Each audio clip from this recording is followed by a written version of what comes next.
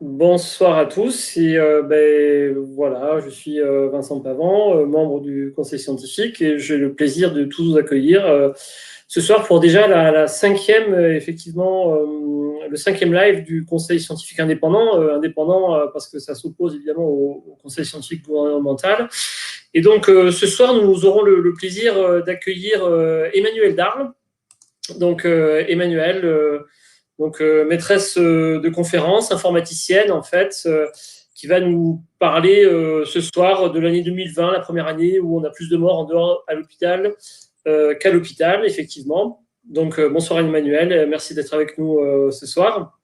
Bonsoir Vincent, merci. Voilà.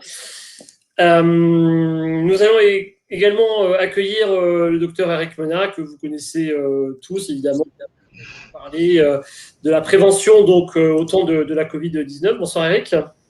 Bonsoir Vincent, bonsoir Emmanuel, et ravi d'être avec vous encore une fois pour ce live du Conseil scientifique indépendant. Je pense que ça va être encore tout à fait passionnant et très diversifié ce soir.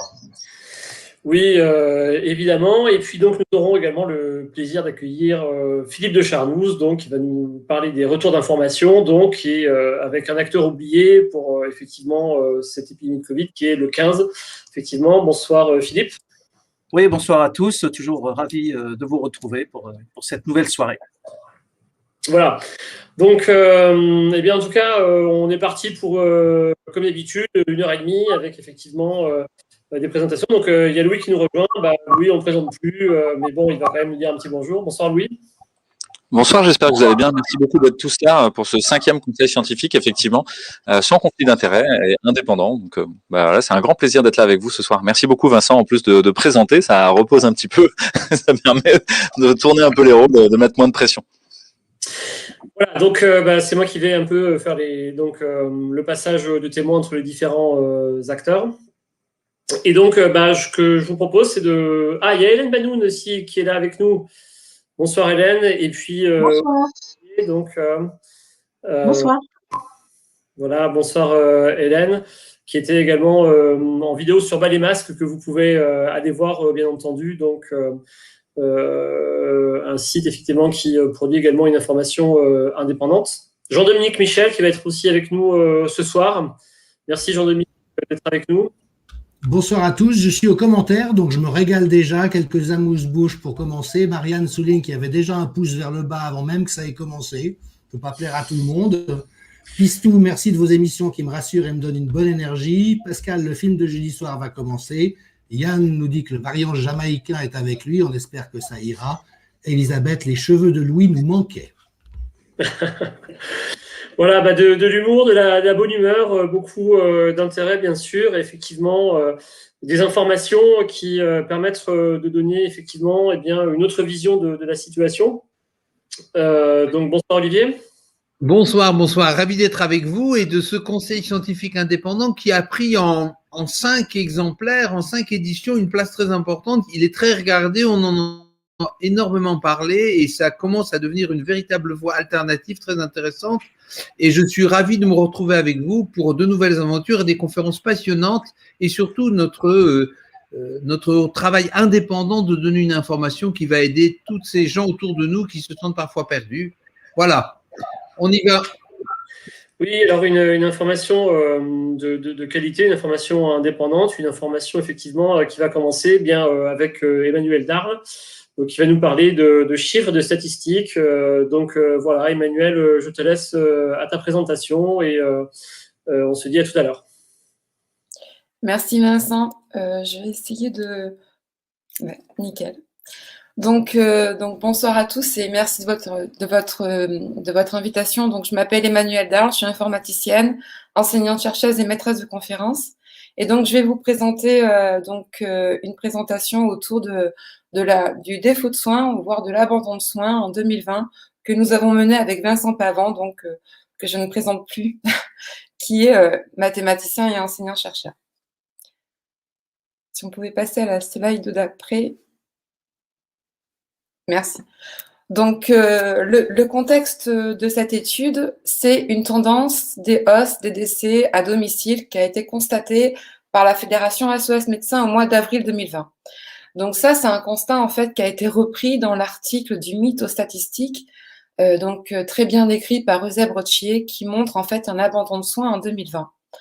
Donc de là, on va pouvoir, je sais pas comment on peut faire là, je vais plutôt partager mon écran si vous me permettez. Bon, on va continuer. Donc les objectifs, ils sont doubles. D'abord, analyser les décès par lieu de décès depuis l'an 2000 et ensuite de pouvoir comparer les variations de décès en tant que sur les décès en milieu hospitalier et hors milieu hospitalier. Donc en fait, on s'appuie ici sur les fichiers de décès de l'INSEE par type de lieu, qui sont officiels. Et puis vous avez ici un lien qui pointe vers un Google Colab pour aller faire tourner les chiffres, tracer les graphes, récupérer les rapports. Donc tout est transparent.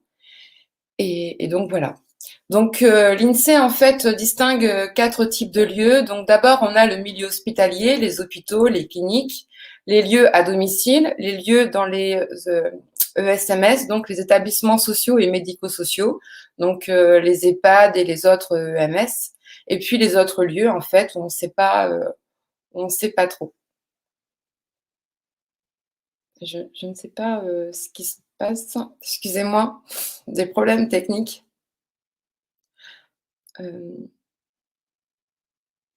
Ok, je propose que je partage mon écran. Voilà, ça sera plus simple pour moi. Excusez-moi.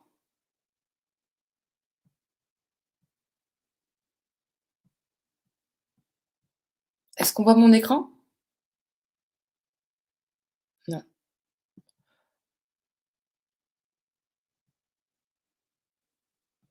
Voilà.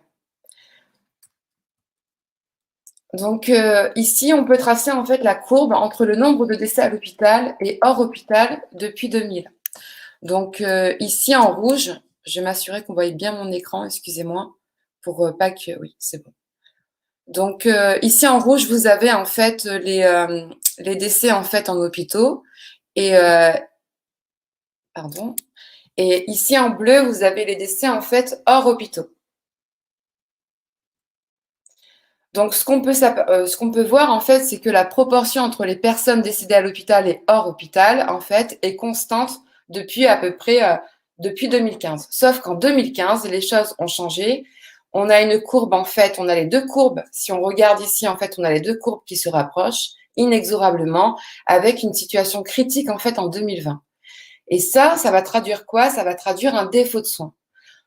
Alors, à partir de ça, on a calculé ici un indicateur de défaut de soins qui est le simple rapport en fait entre le nombre de décès en milieu hospitalier pour une année considérée et le nombre de décès hors milieu hospitalier. Le tout par -1 pour en fait centrer sur 0. Plus on a un indicateur qui est élevé et positif, plus on a un défaut de soins. Donc de là, on peut tracer la courbe en fait qui nous donne le défaut de soins en fait par année. Et ce qu'on voit ici, d'abord, c'est deux choses. D'abord, ici, on a quasiment une situation qui est constante jusqu'en 2015. Et puis, à partir de 2015, on a en fait une augmentation. Cette augmentation, en fait, elle est linéaire en fonction du temps. Si en fait, on veut pouvoir formaliser un peu les choses, ce qu'on peut voir, c'est qu'on a un point d'inflexion donc dans la courbe en 2015 et on a une pente en fait qui augmente linéairement avec le temps. Typiquement, de 2012 à 2015, on avait à peu près entre moins 24%. En 2015, ça change. Et en 2020, on atteint les moins 3% qui sont en fait un extrémum qui représente finalement le maximum de la courbe. On n'est qu'en 2020. Donc, si on voudrait en fait suivre la continuité de tout ça, on pourrait dire qu'en fait, en 2021, on aurait 2%. C'est-à-dire qu'on aurait 2% de plus du nombre de décès par rapport hors milieu hospitalier par rapport à ceux qui sont morts à l'hôpital et en 2022 7%. Alors je l'ai pas marqué, mais si on fait le calcul, en 2031 par exemple, on serait à 52%. Heureusement, c'est qu'une projection Et on espère en tout cas que les choses changent. Donc, si on regarde au niveau de la répartition, ici, si on regarde les décès à domicile, les décès en EHPAD et dans les autres lieux, on voit ici qu'on a des pentes, en fait, qui sont décroissantes au niveau du domicile et on a des pentes, en fait, qui sont pareilles, en fait, ici, décroissantes au niveau des EHPAD. Donc ça, c'est la situation jusqu'en 2020. Et en 2020, on prend tout l'inverse. On a une augmentation de décès à domicile, une augmentation de décès dans les EHPAD et une diminution dans les autres lieux. Donc ça veut dire quoi?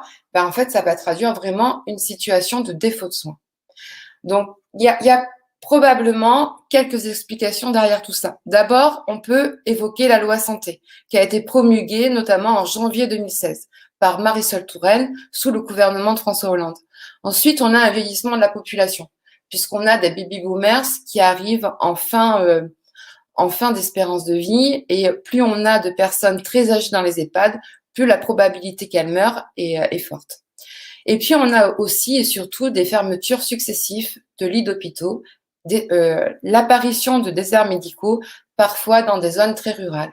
Et donc, tout ça, bien sûr, ça ne fait qu'augmenter une situation qui était déjà critique.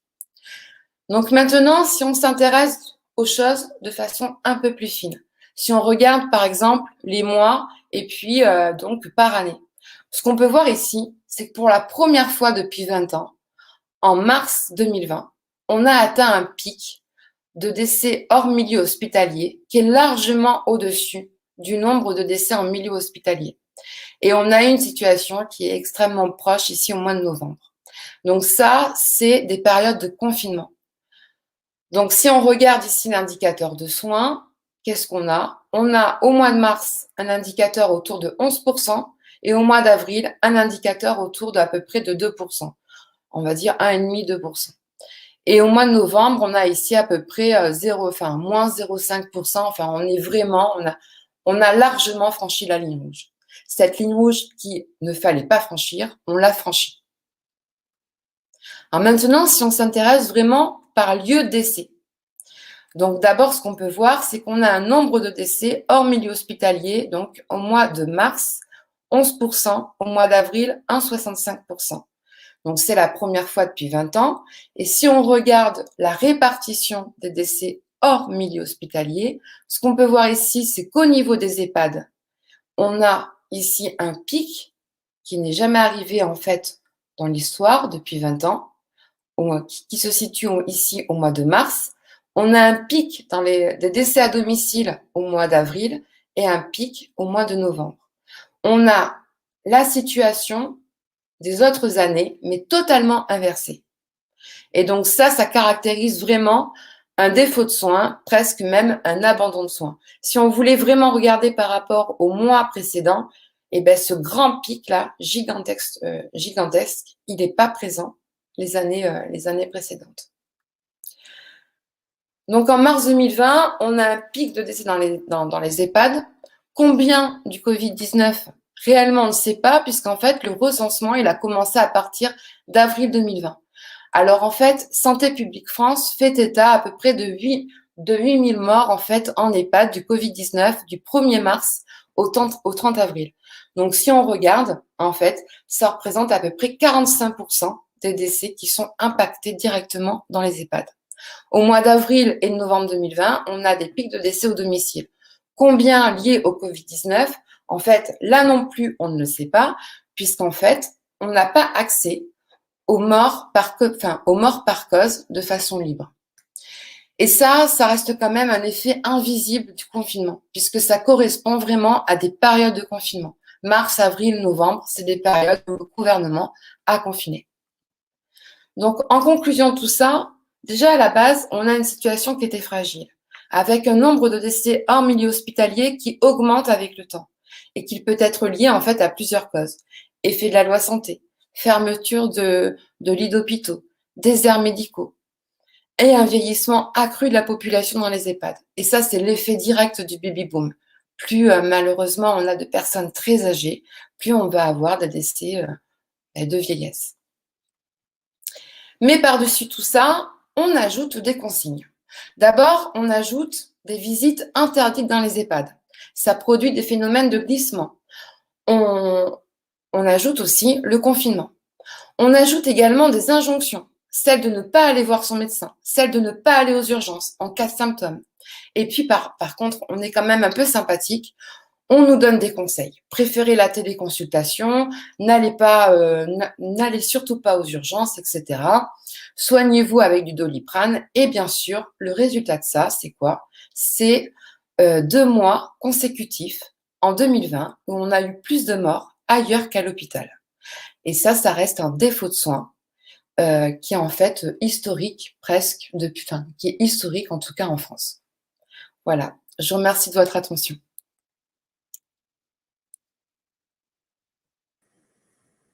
Merci, merci beaucoup Emmanuel pour cette présentation très claire. Donc vous pouvez retrouver sous un Google Colab. Hein, donc je rappelle, le Google Colab, c'est un fichier en fait auquel vous accédez avec une adresse donc URL et du coup qui vous permet d'exécuter vous-même tous les calculs et tous les graphiques qui ont été effectivement présentés par Emmanuel, que vous pouvez du coup récupérer sur votre drive local et donc ensuite vous avez bien la possibilité de revoir un peu tous les calculs, l'origine de tous les fichiers, etc. Évidemment, comme tu l'as dit, Emmanuel, ce qui est terrible dans ces statistiques que tu as présentées, en fait, c'est le fait qu'on a atteint un seuil historique où, pour la première fois depuis très longtemps, en tout cas depuis que les statistiques ont été téléchargées, on est mort plus, effectivement, hors de l'hôpital qu'à l'hôpital. Effectivement, c'est une preuve statistique absolument implacable du manque de soins. C'est pas trop dur, effectivement, de se dire que, eh bien, ce manque de soins, il est consécutif à la fois des mesures structurelles, c'est-à-dire sûrement la baisse des lits d'hôpitaux, des différentes réformes de la santé, et des mesures, j'allais dire, conjoncturelles, qui ont été effectivement dispensées donc au printemps sur le fait qu'on a conseillé aux gens de effectivement rester chez eux et de ne surtout pas recevoir de soins et de ne consommer que du Doliprane, ce qui effectivement permet effectivement d'enchaîner sur la présentation un petit peu d'Éric, s'agissant bien entendu et bien de la prévention au temps du Covid-19, puisqu'après tout, si on empêche aux gens de se soigner via effectivement des injonctions, eh bien mieux vaut être préparé éventuellement à avoir une immunité bien boostée pour essayer de résister au Covid, donc faire de la prévention. Donc, eh bien Éric, je te laisse enchaîner sur cette prévention que tu vas nous présenter effectivement ce soir. Ok, merci. Merci Vincent, merci Emmanuel, c'était tout à fait passionnant. C'est dramatique évidemment de constater que on a vraiment laissé les gens chez eux mourir. C'est pas tant qu'on meurt un peu plus à la maison, parce que finalement mourir à l'hôpital, si on est en fin de vie, c'est pas non plus très très drôle. Mais là, il y a vraiment dans les chiffres que tu nous as présentés la preuve que les gens sont restés chez eux sans se soigner. Et c'est un bon relais, effectivement, Vincent, pour parler de la prévention. Parce que la dernière fois, j'ai parlé des traitements et c'est très important que les gens qui sont chez eux consultent leur médecin, appellent leur médecin, mais j'aimerais qu'ils l'appellent même avant pour faire de la prévention. Aujourd'hui, on parle du vaccin et exclusivement du vaccin. Et je voudrais vous montrer quand même des éléments vraiment scientifiques très importants qui montrent qu'on peut faire de la prévention, je vais dire autrement, mais aussi avec aussi beaucoup d'autres choses, et peut-être qui seraient prioritaires par rapport à un vaccin.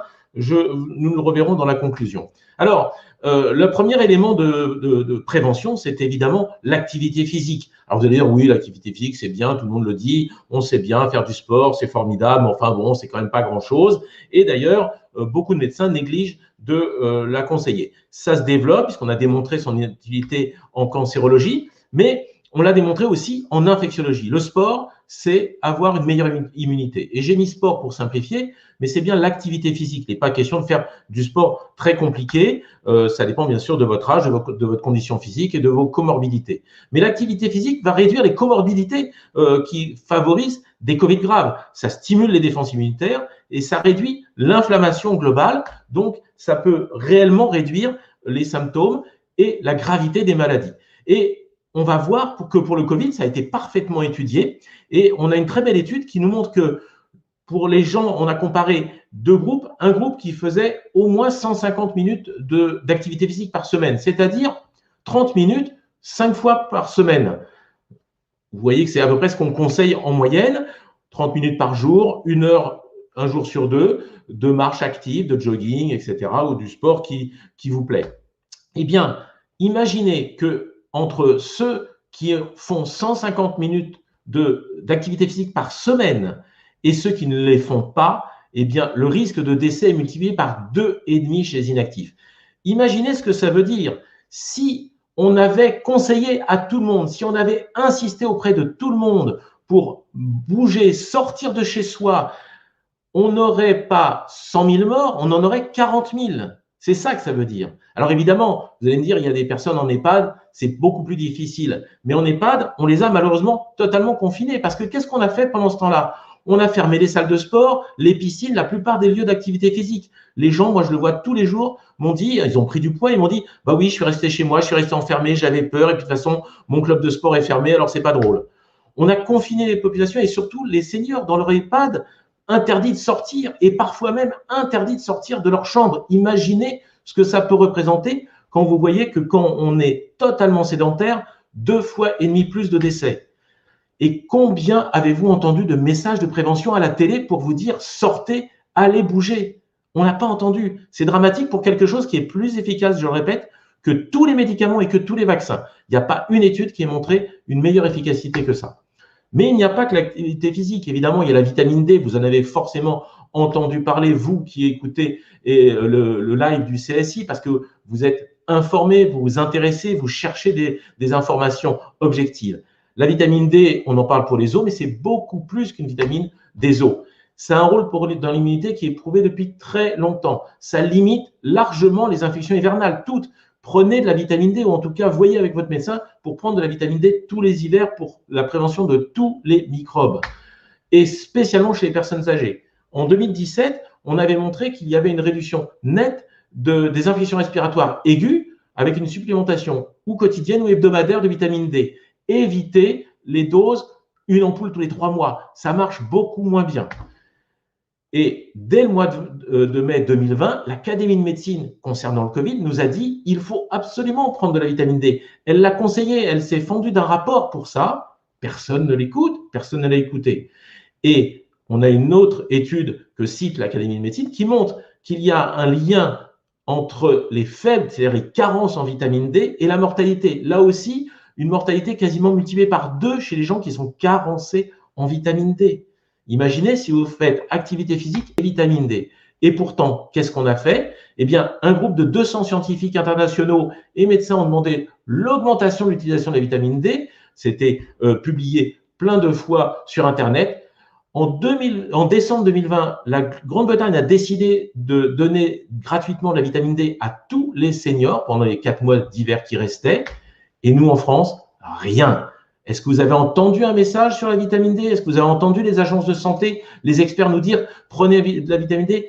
Ils n'ont donné aucune recommandation aux médecins. Donc, les médecins ne l'ont pas fait systématiquement parce qu'ils attendaient la recommandation des autorités. Rien du tout à ce sujet. C'est dramatique pour moi. Troisième élément, le zinc. Le zinc, on en a beaucoup parlé aussi parce qu'on a prouvé son activité sur les défenses immunitaires et sur les virus. Parce que le zinc est un antiviral. Ça va tuer ou en tout cas aider à tuer les virus en général. Et on a des études qu'on a depuis assez longtemps qui montrent que la moitié, au moins la moitié des personnes âgées en institution, ceux qui sont morts le plus malheureusement avec le Covid, vous savez que l'âge moyen de décès c'est 85 ans, et donc c'est beaucoup malheureusement dans les institutions et dans les EHPAD, eh bien plus de la moitié de ces gens-là sont carencés en zinc. Or, supplémenter en zinc en prévention divise par 2 le risque d'attraper le virus. Ça veut dire quoi? Ça veut dire que si on avait supplémenté en zinc toutes les personnes qui en ont besoin, on divisait par 2 l'arrivée à l'hôpital. On réduisait de moitié la surcharge de nos hôpitaux et de nos réanimations. Imaginez un petit peu ce que ça représente. Mais pire, regardez, quand les gens arrivent à l'hôpital carencés en vitamine D, leur durée d'hospitalisation moyenne est de 25 jours. Ceux qui arrivent avec un bon taux de, pardon, pas de vitamine D, de zinc, excusez-moi, ceux qui arrivent avec un bon taux de zinc à l'hôpital quand ils sont malades, mais qu'on doit les hospitaliser quand même, leur temps d'hospitalisation est de 8 jours, 3 fois moins de durée d'hospitalisation. Donc, d'un côté, 2 fois moins de personnes qui arrivent à l'hôpital, et pour ceux qui arrivent à l'hôpital parce qu'ils ont des comorbidités, etc., et ils ont une infection Covid un peu plus grave, eh bien, c'est 3 fois moins de délai d'hospitalisation. Imaginez comment on aurait pu soulager nos hôpitaux pendant les périodes épidémiques. La mortalité par Covid est plus élevée chez les patients présentant un taux faible de zinc à l'arrivée à l'hôpital. Évidemment, c'est bien pour ça d'ailleurs qu'il reste 25 jours. Certains meurent, beaucoup moins dans le groupe qui n'est pas carencé en zinc à l'arrivée. Ça veut dire que donner du zinc au moment où on est malade, c'est bien, mais il faudrait en donner avant. Qu'avons-nous fait? Avez-vous entendu parler du zinc dans les recommandations officielles? Zéro. Votre médecin a-t-il été informé de ces études? Vous lui demanderez. Mais malheureusement, les instances ne l'ont pas fait. Est-ce qu'on vous a proposé une supplémentation en zinc? Peut-être votre médecin l'a fait. Malheureusement, on sait que ça a été fait de façon tout à fait insuffisante. Beaucoup de médecins ont utilisé le zinc dans les protocoles avec l'azithromycine ou l'hydroxychloroquine parce que c'est un très bon traitement en cas de Covid aigu. Mais il faut absolument y penser en prévention pour augmenter nos défenses. Et tout ça est publié depuis 1 an. Ce n'est pas des choses qu'on vient de découvrir. Donc, je vous parle aujourd'hui. Moi, j'ai fait ça pendant tout l'hiver chez tous mes patients et j'ai toujours 0 décès dans ma clientèle concernant le Covid. 4e élément qui n'est pas le plus connu, qui n'est pas le plus cité, les probiotiques. Les probiotiques, tout le monde sait que ce sont ces bactéries, lactobactéries, qui permettent d'avoir une meilleure flore intestinale, d'améliorer notre confort intestinal, notre transit. Eh bien, de très nombreuses études depuis des années ont prouvé que les probiotiques amélioraient notre système immunitaire. Pourquoi? Parce qu'une très grande partie du système immunitaire est présente dans l'intestin. Donc, quand on a une bonne flore, on a une meilleure production d'anticorps. Surtout que 80% des anticorps qu'on appelle des IgA, qui doivent défendre nos poumons, sont fabriqués dans l'intestin. Donc, il est indispensable, si vous voulez vous protéger des infections respiratoires et aussi ORL, d'avoir une bonne immunité intestinale, donc d'avoir une flore équilibrée. Les études sont très, très nombreuses. La seule chose qui nous manque, c'est des études claires sur la Covid. Mais sur beaucoup d'infections virales et bactériennes, on a de très belles études. Donc, l'immunité, votre immunité dépend directement de votre intestin et de votre flore, entre autres, bien sûr. Ça dépend de la vitamine D, on l'a vu, ça dépend aussi du zinc. Donc, si l'immunité est meilleure quand on a une meilleure flore et qu'on prend des probiotiques, forcément, on devrait avoir de bons résultats sur la Covid. On attend des études là-dessus. Mais en tout cas, il a été prouvé que prendre des probiotiques réduisait les infections respiratoires l'hiver. On a quand même un travail très intéressant qui a montré un lien entre déséquilibre du microbiote et l'admission en soins intensifs pour Covid et également le risque de pneumonie mortelle. Donc, on a quand même quelques études sur probiotiques et Covid. On a une très belle étude italienne aussi avec un spécialiste des probiotiques qui vient de montrer que quand on donnait des probiotiques aux personnes âgées, on avait une très nette diminution de la mortalité. Que faire?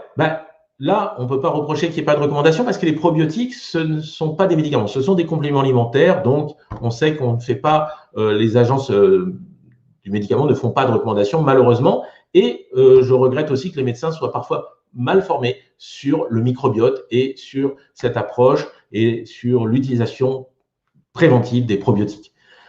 La prise de probiotiques peut améliorer le confort intestinal, le système immunitaire, réduire l'inflammation au niveau intestinal, ce qui est important, et donc améliorer le pronostic des infections respiratoires. Ce type de prévention a forcément sa place contre la Covid-19, même si nous manquons d'études parfaites. La vitamine C, vous en avez entendu parler, vous la connaissez depuis toujours. La vitamine C, c'est un antioxydant, c'est un stimulant immunitaire.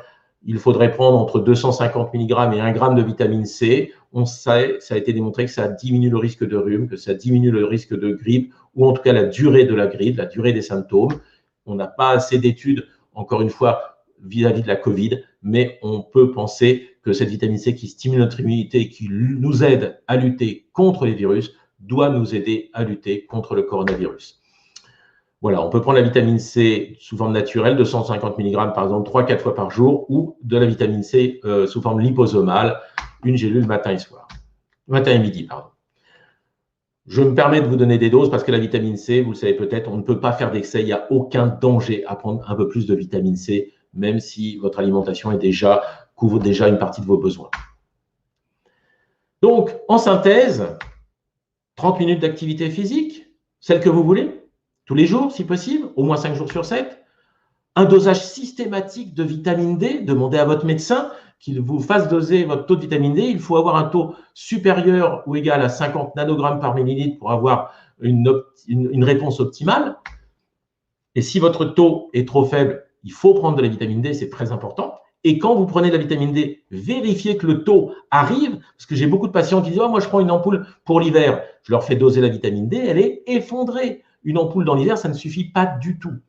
Une supplémentation en zinc systématique en période d'épidémie, ou au moins chez les personnes chez qui on aura fait le dosage également sanguin de leur zincémie, de taux de zinc dans le sang.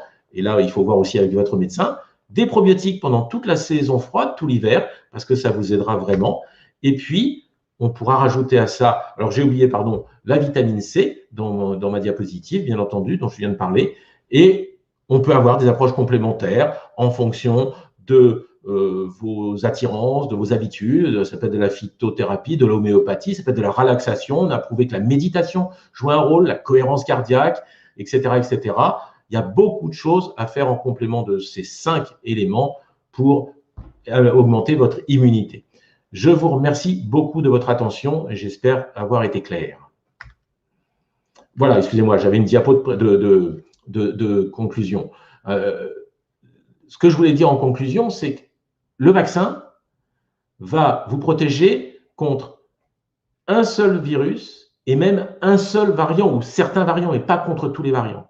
La prévention qu'on appelle intégrative que je viens de vous présenter vous permet de vous défendre contre tous les microbes et tous les virus et tous les variants. C'est ça qui est formidable avec ce type de prévention globale. C'est que vous avez vraiment une prévention contre l'ensemble des virus, même s'il y a des variants, c'est la même chose puisqu'on stimule votre immunité, elle n'est pas spécifique du virus. Parlez-en à votre médecin. Merci Eric pour cette présentation où effectivement on a envie de dire quelque chose qu'avait dit à l'époque Castex, peut-être bien que le bon sens rejoint la science ou que la science rejoint le bon sens, effectivement, avant de courir se faire vacciner. Et ce n'est pas compatible avec le vaccin, bien entendu. On peut faire une prévention, comme tu viens de le dire. Donc, peut-être, Jean-Dominique, quelques commentaires sur la présentation, effectivement, d'Eric, que tu voudrais nous faire partager? Oui, très volontiers. Présentation très appréciée. Merci pour toutes ces bonnes recommandations. Des questions très concrètes. Un témoignage pour commencer, évidemment malheureux, mais ça existe. Notre médecin a refusé catégoriquement de nous donner de la vitamine D et du zinc. Question concrète, faut-il obligatoirement doser le taux de zinc avant d'en prendre? Et puis, est-il préférable de le prendre sous forme de bisglycinate ou picolinate? Demande un internaute assez au courant des choses. Alors, je vais répondre rapidement parce que c'est simple. Bon, je pense qu'il vaut mieux faire doser la vitamine D, le zinc et de ne pas en prendre comme ça à l'aveugle. Mais globalement, quand on prend, ce sont des compléments alimentaires, ce sont des compléments nutritionnels. Ça veut dire que si on prend la dose qu'on appelle les apports quotidiens recommandés, pour le zinc, par exemple, c'est 15 mg, le risque est quasi nul. On va dire qu'à moins d'avoir une insuffisance rénale grave, à moins d'avoir des cas très particuliers, mais si vous n'avez pas de problème de santé majeur, il n'y a strictement aucun risque de prendre 15 mg, c'est-à-dire la dose nutritionnelle. Après, il faut voir avec votre médecin éventuellement si peut-être qu'il vous faut, vous, une dose un peu plus importante parce que vous avez des carences, parce que voilà, et il arrive qu'on donne une dose supranutritionnelle, mais ça, c'est le médecin qui décide.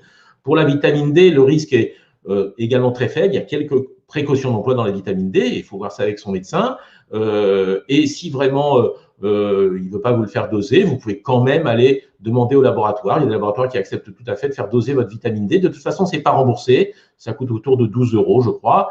Et donc, vous pouvez très bien demander à votre laboratoire qu'il vous fasse le dosage de vitamine D. Voilà, ça c'est pour ces deux-là qui sont peut-être les plus délicats parce que la vitamine C, aucun problème. Les probiotiques, on n'a aucun problème, aucune contre-indication, sauf les cas de chimiothérapie très, très agressive. Bon, voilà, c'est pareil. Je m'adresse là à des gens qui n'ont pas de gros problèmes de santé. Bien entendu, si vous avez un problème de santé particulier, vous devez demander à votre médecin son avis et son accord. Alors, pour le zinc, pardon, on dit que le bisglycinate serait supérieur, mais le gluconate ou le picolinate peuvent être aussi des formes tout à fait acceptables. Mais comme toujours, quand on prend du zinc, quand on prend de la vitamine D, au bout d'un moment, c'est intéressant de doser au niveau sanguin pour savoir si on a des doses suffisantes et pas d'excès. Voilà, tout simplement. Merci Eric. On pourrait peut-être compléter par dire que finalement, beaucoup de ces choses-là se trouvent dans l'alimentation et que finalement, si on mange bien, sainement, sous le soleil pour la vitamine D, en faisant du sport, finalement, on fait qu'une seule chose, c'est renforcer notre immunité. Et quand on voit que les restaurants sont fermés, etc., mais par contre que tous les fast-foods sont ouverts, et je l'ai encore vu aujourd'hui, a été dans des drives avec des bouchons de voitures, allant chercher leur ketchup et leur fast-food. C'est vrai que c'est pas forcément bien pour l'immunité, surtout que peut-être qu'au retour, ils regarderont la télévision bien assis sur un fauteuil. Donc, on a tout faux, en fait. On a tout faux et c'est bien de nous avoir rappelé le bon sens dans l'alimentation, mais on peut être très simple et la simplicité peut être très bénéfique pour notre immunité. Ouais, je voudrais rajouter quelque chose finalement entre la présentation d'Emmanuel et celle d'Eric, il y a une correspondance. Je vois encore arriver à la réanimation des gens qui sont obèses, hypertendus, diabétiques, qui ont des facteurs de risque très importants de développer une forme grave du Covid et qui ont eu des symptômes, qui ont eu un diagnostic qui a été fait par test et chez qui finalement on a dit restez chez vous et ne faites rien en fait. Et ils arrivent à la réanimation 10 jours plus tard avec une saturation à 78 en détresse respiratoire, amenés par le SAMU en urgence. Et ça y est, ils sont dans le mur en fait. Et ça arrive encore tous les jours si vous voulez. Et donc il n'y a pas de réseau de soins en ville, il y a un défaut de soins qui a bien été montré mathématiquement par Emmanuel et Vincent. Il y a un défaut dans la prévention de la survenue des formes graves de cette maladie. Puis il y a un défaut dans la prise en charge des maladies chroniques de tous ces patients. C'est-à-dire que l'hypertension, l'obésité, le diabète sont des maladies qui se soignent, dont il faut prendre soin au quotidien. Et toutes les choses qui ont été proposées par le gouvernement, en fait, ont fait que renforcer la gravité et le défaut de suivi de ces maladies-là. Je voudrais dire deux petites choses, si vous me permettez, pour ne pas les oublier. D'abord, je tiens à la disposition de tous les gens qui veulent contester ce que je viens de dire, les études. De toute façon, elles sont publiques et elles seront sur le site que nous sommes en train de construire pour le CSI. Et je voudrais aussi dire que je n'ai strictement aucun conflit d'intérêt. On l'a dit au départ de façon générale, mais j'ai déjà eu l'occasion de faire un article sur ce sujet et on m'a dit « Ah oui, mais là, il a des conflits d'intérêt avec les laboratoires de produits naturels ou de zinc. » Non, évidemment, j'affirme que je n'ai strictement aucun conflit d'intérêt et comme ces produits de toute façon ne se sont pas brevetés et qui sont en vente libre, vous imaginez bien que n'importe quel laboratoire, n'importe quel distributeur peut vous les proposer. Donc, ce seront des arguments contradictoires qui ne seront pas acceptés. Il y a quelque chose qui n'est jamais soulevé, mais qui sont finalement toutes les façons dont on vit aussi et de quoi on se nourrit au-delà de la nourriture matérielle. J'entends par là, finalement, qu'est-ce que vous laissez rentrer comme information en vous? Si vous passez votre vie à écouter des informations angoissantes, à avoir des bandeaux de BFM TV qui vous disent tout ce qui se passe de négatif dans ce monde, en fait, vous nourrissez un stress de fond. Et ça, c'est très connu que le stress est générateur d'un déficit immunitaire. Il y a des études qui ont montré quand on annonce un examen surprise à des étudiants versus un autre groupe d'étudiants à qui on ne l'annonce pas, et dans les 3 semaines qui suivent, significativement, le groupe à qui on a annoncé un examen surprise fait beaucoup plus d'épisodes viraux. Et donc on le sait ça, le stress génère une décharge noradrénergique et puis de notre surrénalienne en fait, de l'ensemble de notre surrénal, et épuise nos capacités à répondre au stress, épuise nos capacités à faire face à la vie quotidienne et à tout ce qui nous arrive. Pensez simplement à quand vous vous faites agresser dans la rue, vous mettez 3-4 jours à vous en remettre, quoi, simplement à pouvoir juste reprendre pied pendant des heures et des heures, vous allez y repenser, qu'est-ce que j'aurais dû faire, etc. Imaginez que la télévision aujourd'hui et l'ensemble des news que vous écoutez sur les réseaux sociaux passe son temps finalement à vous mettre dans cette situation d'agression et de stress. Et là, j'entends par là aussi les gens qui seraient fascinés par le complot, qui seraient fascinés par les choses négatives et sur lesquelles ils n'auraient aucune prise. Je crois qu'il faut revenir à ce sur quoi vous avez une prise. C'est votre propre vie, votre propre niveau de stress, d'humour, de relation, votre qualité nutritionnelle. Il y a un très bel exemple pour illustrer ce que tu dis, Louis, c'est les gens qui font de l'herpès. Les gens savent très bien que quand ils ont un choc émotionnel, derrière, ils vont faire un herpès labial parce que le système immunitaire a chuté et il a laissé repartir, se réveiller le virus. C'est un exemple que tout le monde connaît. Je dis ça parce que quelquefois, on dit « Oh là là, c'est quoi ça? C'est un peu hurluberlu, faire rentrer le stress. » Ben si, voilà, c'est un très très bon exemple de cet effet du stress sur notre immunité. Et c'est immédiat, c'est dans les 3 jours. Les gens qui font de l'herpès savent ça très bien.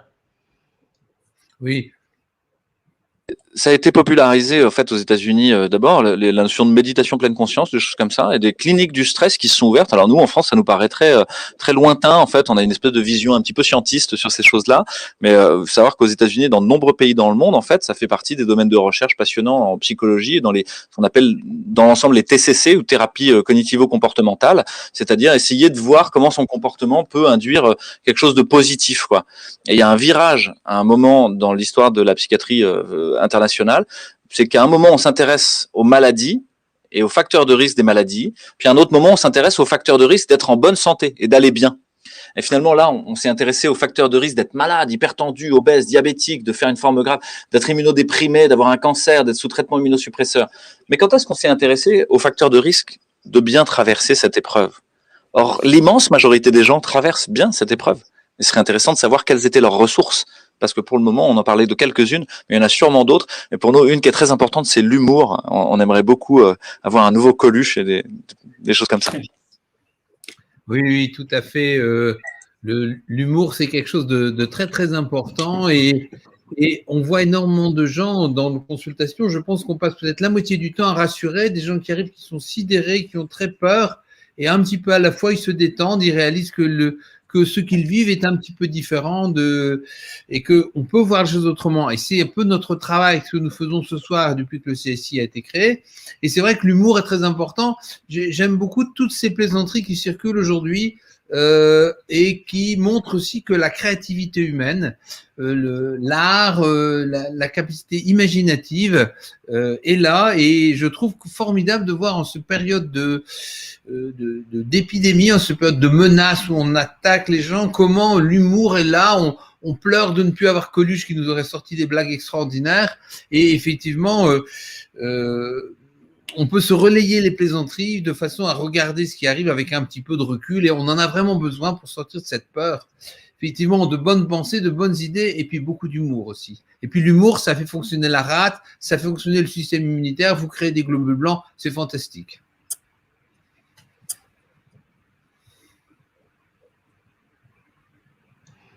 Ton micro, Vincent. Ton micro. Oui, je vais faire un peu d'humour, comme je disais, pour la suite, en disant qu'on a sucré le sport aux diabétiques, et ça, il n'y a rien de plus grave, effectivement, que de faire ça. Et ce qui va me permettre, effectivement, parce que je suis diabétique, donc voilà, moi, on m'a fermé ma piscine, on m'a fermé ma salle de sport, et je peux vous dire que j'ai un peu la rage quand même, parce que j'ai vu augmenter effectivement mes taux de sucre, et j'ai dû augmenter mes taux d'insuline, ce genre de choses. Et j'aurais bien aimé, le sport, ça fait baisser d'1 point l'hémoglobine glyquée, donc c'est extrêmement important. Et on ne sucre pas le sport aux diabétiques, c'est un crime très grave. Donc, je vais passer maintenant la parole à Philippe de Charnoz, qui va nous parler d'un retour d'information sur les masques et les vaccins, et qui va nous parler du 15, qui est effectivement un acteur oublié de cette crise.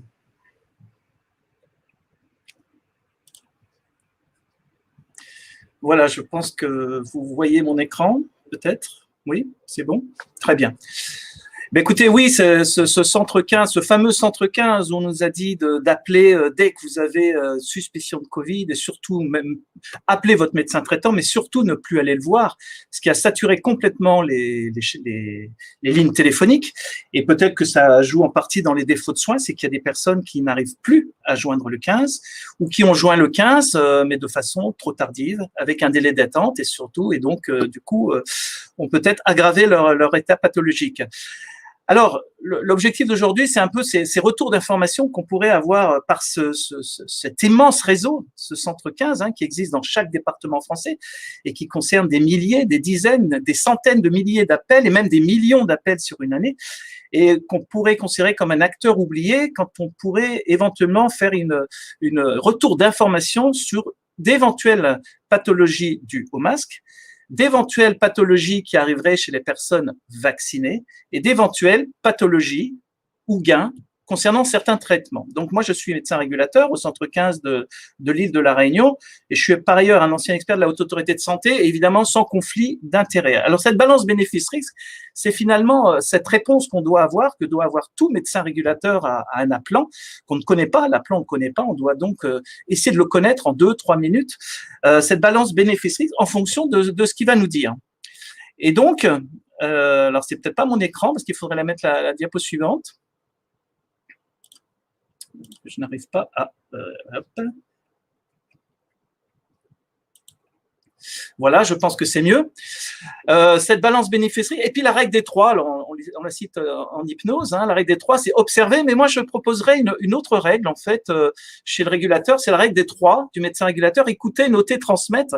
Écouter évidemment l'appelant, noter pour savoir ce qu'il a et transmettre. Alors quand il y a une urgence, c'est pour trouver un effecteur de terrain qui peut être un SMUR ou un médecin de terrain, ou finalement simplement un conseil, mais ça pourrait être aussi écouter, noter, transmettre, les éventuels effets indésirables, pour peu qu'on s'y intéresse, concernant les malaises chez l'enfant, qui seront peut-être dus à un port de masque prolongé, ou certaines pathologies qui arrivent après un vaccin, ou voir l'effet peut-être délétère d'une molécule qu'on prescrit, l'argumanu, dans tous les centres 15, qui s'appelle le paracétamol.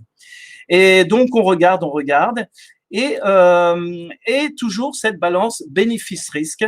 Et pour revenir un petit peu à la science, qui devrait être, alors elle est pour beaucoup rigoureuse, c'est ce qu'analysent régulièrement les experts du Conseil scientifique indépendant non gouvernemental, elle doit être factuelle et de terrain, ça aussi analysé par nos experts, et pourquoi pas, elle peut aboutir sur des préconisations, mais qui elles aussi doivent être rigoureuses, factuelles et de terrain. Alors, nous avions le plaisir d'entendre le magnifique exposé d'Hélène Banoun le jeudi 15 février, où en était l'épidémie de Covid-19. Le problème, c'est qu'elle a eu le malheur de se baser sur le réseau Sentinelle, peut-être pour donner des chiffres qui n'étaient pas forcément ceux qui nous étaient présentés de façon officielle. Vous savez tous que sa vidéo a été censurée. Et donc, voilà, c'est une petite allusion. Et donc, il faut trouver d'autres acteurs. Et qu'est-ce qu'on pourrait avoir des retours d'informations dans un centre 15, par exemple, ce sont concernant les ports du masque. Alors, par exemple, quand vous recevez en tant que médecin un petit mot d'une maman, d'un enfant de 6 ans scolarisé, et puis cet enfant qui refuse catégoriquement de porter le masque, ça l'empêche de respirer. Un enfant qui dit « Maman, je n'arrive pas à respirer », je ne pense pas que ce soit forcément un complotiste, c'est parce que réellement, ça le gêne, pour peu qu'il ait une pathologie sous-jacente qui peuvent être connues ou non connues. Et on s'aperçoit qu'il y a des enseignants qui font un petit peu de zèle, il n'a pas le droit de baisser le masque sous son nez, ni en classe, ni à la récré. S'il veut respirer, il doit lever la main et demander l'autorisation de sortir un instant respirer. Ça, c'est factuel. Ce n'est pas des inventions, c'est de la réalité puisque ça nous est retourné. Et à la fin de la journée, cet enfant peut avoir des céphalées, des maux de tête et des nausées, c'est-à-dire des envies de vomir. Alors, plus intéressant, on va faire la mesure, et ça a été fait par des parents, sur des conditions de haute chaleur, 35 degrés, sans climatisation, sans ventilateur, puisque là aussi, il y a des enseignants zélés qui interdisent de mettre le ventilateur en marche dans les classes. Pour un garçon de 9 ans, 7 mois, qu'est-ce qui s'est passé avant le port du masque et puis 40 minutes après le port du masque, donc à domicile, mais dans les conditions à peu près de l'école où je vous rappelle que c'est quand même pendant 6 heures. Alors, on a parlé de saturométrie tout à l'heure, un petit appareil qui coûte pas cher, hein, une dizaine, 15 € à mettre sur le doigt et qui donne, bon, c'est pas très fiable, mais disons qu'il donne une idée de la saturation en oxygène, c'est le chiffre du haut, le 99. En bas, c'est les pulsations, 99, donc c'est normal. Avant le port du masque. Qu'est-ce qui s'est passé après le port du masque? Donc, Louis Fouché, réanimateur, à mon avis, devrait tomber raide avec des taux de 85%. Donc, à moins d'avoir un insuffisant respiratoire à domicile, je vois pas bien comment on peut fausser ce chiffre. C'est vrai que c'est pas forcément très fiable, mais disons que ça a quand même été testé. Ça au moins susciterait l'intérêt de continuer certaines études. Études sur un cas, aucune valeur, vous allez me dire, et vous auriez raison. Alors, autre cas, par exemple, ça c'est une analyse, un patient, enfin un jeune enfant, des adolescents qui le 3 mars, donc c'est assez récent, la maman qui reçoit un appel du collège, il fait un malaise, il est inconscient et finalement au bout d'un certain temps, il décide de contacter le 15. Quand elle arrive, il est complètement inerte. je pense pas qu'ils soient complètement inconscients, puisque là, ça serait gravissime, mais d'après la maman, complètement inerte. Et puis, elle apprend que il n'est pas à l'infirmerie parce qu'il y a un autre enfant qui a déjà pris la place, en fait, qui a fait le même genre de malaise. Voilà, à 11h50, donc 2 heures après, d'après la maman, il ne se réveillait toujours pas. Il est donc transféré à l'hôpital par voie ambulance non médicalisée et elle se réveillerait donc 3 heures après. Voilà. Et le bilan de l'hôpital dit finalement, il n'y a rien, il n'y avait pas d'antécédents, pas d'intoxication, pas alcoolisé, pas drogué, etc. Et dans le bilan de l'hôpital que j'ai récupéré, il y avait évidemment aucune cause et donc un gros point d'interrogation. Et si c'était pas ce masque obligatoire, je vous rappelle, cet horrible masque dont on a enlevé les yeux, eh bien, cet horrible masque, donc, il y a des collectifs de parents chez nous et ailleurs, un peu partout, qui ont essayé de mesurer ces effets indésirables, de mesurer et de témoigner les faits, qui soient très factuels. Donc, ce sont des collectifs, ils ont été voir les rectorats, etc. Voilà, moi, je vous invite à, quand vous voyez ces affiches, à mettre les petits yeux là, noirs. Moi, ça me fait plaisir parce que franchement, ce masque sans visage, sans expression, sans sourire, voilà, c'est pas mal de, quand vous verrez des affiches partout où vous allez vous balader, de rajouter ces petits yeux.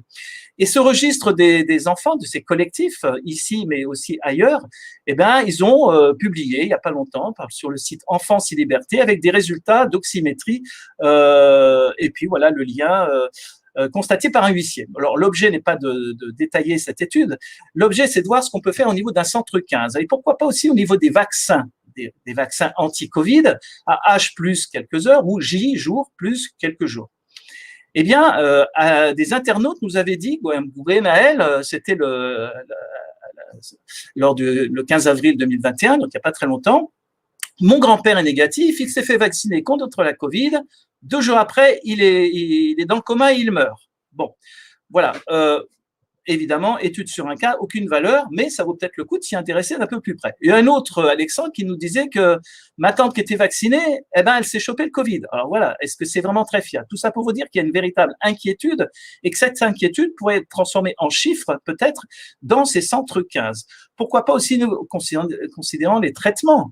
Hydroxychloroquine, ivermectine, on pourrait les tester, le remdesivir, pourquoi pas, le doliprane. À La Réunion, en 2006, il y a eu une grosse épidémie de chikungunya avec énormément d'hépatites médicamenteuses puisque le paracétamol abîme le foie avec toutes ces conséquences qu'il peut y avoir. Alors, des preuves, c'est bien beau ça, mais où est-ce qu'on va les trouver ces preuves? Eh ben, il faut écouter, interroger, noter, voilà, avoir une certaine ouverture d'esprit parce que sinon, si on ne veut pas trouver, on ne cherche pas, évidemment. Il faut un petit peu de temps et puis donc avoir un retour d'information et de suivi. Et essayer alors ça coûte pas cher, et puis essayer de comprendre en mesurant, et ça, on fait appel aux statisticiens, aux mathématiciens pour mesurer, calculer et prouver ou pas le bénéfice d'un traitement ou les effets indésirables d'un masque, par exemple, ou d'un vaccin. Il faut une population suffisante et vous imaginez bien que le centre 15, eh ben, c'est plus que suffisant puisque c'est des millions d'appels chaque année. Il faut des indicateurs à peu près fiables quand on s'entend sur les mots parce que tout le monde n'utilise pas forcément les mêmes mots dans le même sens. Il y aura forcément des biais, mais on peut imaginer qu'ils s'annulent tous puisque c'est toute la population et on a besoin aussi donc des informaticiens pour faire une analyse statistique. Ça coûte un peu plus cher, mais ça vaut peut-être le coup. Alors, où est-ce qu'on peut trouver tout ça? Commencer à avoir un début de preuve. Eh ben, ce sont dans les fameux CRA, c'est-à-dire les centres de régulation et de régulation des appels, plus communément appelés les centres 15, ou le numéro européen, le 112. Voilà, c'est dans une salle de régulation, et dans cette salle de régulation, avec quelques ordinateurs, vous avez une mine d'or d'informations en live, et sans exclusion de la population, qu'elle soit favorisée ou défavorisée, de la ville, des champs, etc., des villages. Vous avez l'ensemble de la population. Vous retrouvez ça devant des ordinateurs, et puis qu'est-ce qui se passe? Voilà comment ça se passe quand vous appelez le centre 15. Vous tombez sur une PARM, maintenant on appelle ça les armes auxiliaires de régulation médicale, et qui va transmettre au médecin régulateur cette personne, Georges en l'occurrence, 58 ans. J'ai anonymisé avec des belles vagues, vous voyez, ça vous donne envie de venir sous les tropiques parfois. Voilà, et ce monsieur a eu un vaccin hier, il a des douleurs au bras, il demande la conduite à tenir. Voilà, alors donc le médecin régulateur va noter ce qui s'est passé. Et le problème, c'est qu'après, il doit coter. Et qu'est-ce qu'il cote? Eh ben, on n'a pas le choix, en fait. Quand on regarde coronavirus, il y a un seul mot, c'est coronavirus. Que la personne soit décédée, que la personne ait des effets peut-être délétères par rapport à un masque, que cette personne ait des effets peut-être délétères par rapport à un vaccin ou un traitement, on aura toujours la même codification. Voilà. Et là, c'est un deuxième cas où cette personne, avait chopé le Covid, le variant sud-africain, pardon, avait de la fièvre. Et puis donc, qu'est-ce qu'on lui a dit de dire? En l'occurrence, c'était moi. Donc voilà, comme le médecin régulateur moyen ici et ailleurs, buvez bien et isolez-vous, prenez du Doliprane, paracétamol, et puis vous nous rappelez s'il y a un problème. Voilà. Oh, qu'on aimerait rêver si on pouvait lui dire, mais prenez de l'ivermectine, par exemple, vitamine D, vitamine C, zinc. Docteur Eric Mena vous a déjà prouvé largement l'intérêt de ces molécules. Je vous envoie l'ordonnance, puisque finalement, les centres 15 ne sont ni plus ni moins des centres d'appel où on a la possibilité d'envoyer une ordonnance. On pourrait imaginer que ce soit après tirage au sort pour choisir les molécules. Vous êtes à risque? Ok, dans ce cas, on va vous rajouter un saturomètre, le petit appareil qu'on met au doigt pour doser l'oxymétrie, l'oxygène dans le sang, et puis vous informez les résultats de votre médecin traitant, et puis, attention, au moindre signe d'essoufflement, vous appelez le 15. Et puis, on s'assure que la personne a bien compris. Donc ça, c'est le rêve qu'on pourrait faire.